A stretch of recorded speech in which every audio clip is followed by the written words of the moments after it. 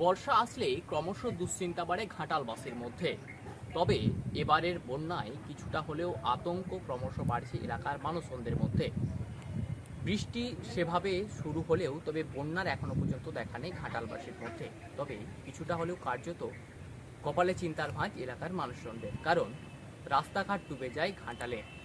আর সেই রাস্তাঘাট ডুবে যাওয়ার ফলে চরম সমস্যা যাতায়াতের। তবে এই পাশেই রয়েছে এই ডিঙিতে করেই কিন্তু যাতায়াত করতে হয় এলাকার মানুষজনকে। তবে 8 থেকে 10 বছরের বহু পুরানো এই ডিঙি এভাবেই জলে ডোবানো থাকে প্রতি বছর। বন্যা হলেই এই ডিঙি উঠে যায় সরাসরি জলের ওপর। এই সমস্ত যে রাস্তাঘাট, এই রাস্তাঘাট ক্রমশ ডুবে যাওয়ার কারণে কিন্তু যাতায়াতের একমাত্র ভরসা হয়ে ওঠে এই ডিঙি। কারো কারো রয়েছে ছোট নৌকো। পাশাপাশি এখন বর্তমানে অত্যাধুনিক প্রযুক্তির মাধ্যমে করা হচ্ছে স্টিলের নৌকো, যেখানে দুটি নৌকো দিয়ে মানুষজন চড়তে পারবে। প্রায় 13,000 টাকা জোড়া ব্যয়ে ঘাটালের বিভিন্ন এলাকায় বিক্রি হচ্ছে সেই সমস্ত উন্নত প্রযুক্তির ডিঙি।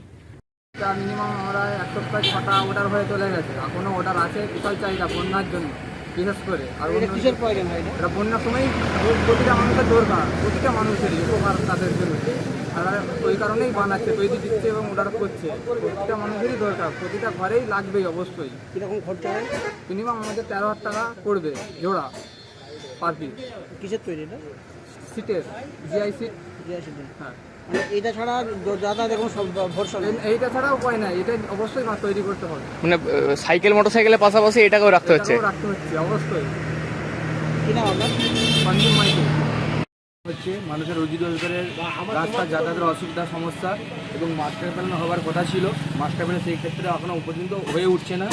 তো মানুষ যেটুকু রুজি রোজগার জমিয়ে রেখেছে তা থেকে কিছু কিছু করে অর্থ ব্যয় করে এইসব জিনিসগুলো বানিয়েছে, যাতে মানুষ যাদের রুজি রোজগারটা চালাতে পারে, তাদের ব্যবস্থা মানা ঠিক থাকে। এই হচ্ছে বিষয়। বাকি আগে কী হবে আমরা জানি না। জল তো হলে তো ডুবে যায়। হ্যাঁ, জল হলে অবশ্যই ডুবে। ছোটোখাটো বন্যা হলেও মানুষের অনেক অসুবিধা হয়।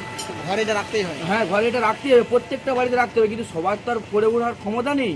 তারা রুজি রোজগার যেটুকু যা সামর্থ্য সেই মতো করে এরা জমিয়ে এইভাবে অর্ডার দিয়ে কাজগুলো বানানো হচ্ছে। এই হচ্ছে বিষয়। আর এখানে আমাদের বন্যার সমস্যা বিরাট। মাস্টার প্ল্যান হবে হবে করছে, কিন্তু কবে হবে আমি আমার জ্ঞানে দেখতে পাবো কিনা আমি নিজেও জানি না, আমার ছেলেগুলো এসে দেখতে পারে। বাকি আগে সরকার জানে। বাকি মানুষের যেটুকু রুজি রোজগার ছিল সেই হিসাবে তারা যত্ন সহকারে পয়সা জমি এইভাবে কাজগুলো করাচ্ছে। এই হচ্ছে বিষয়। আপনার নাম?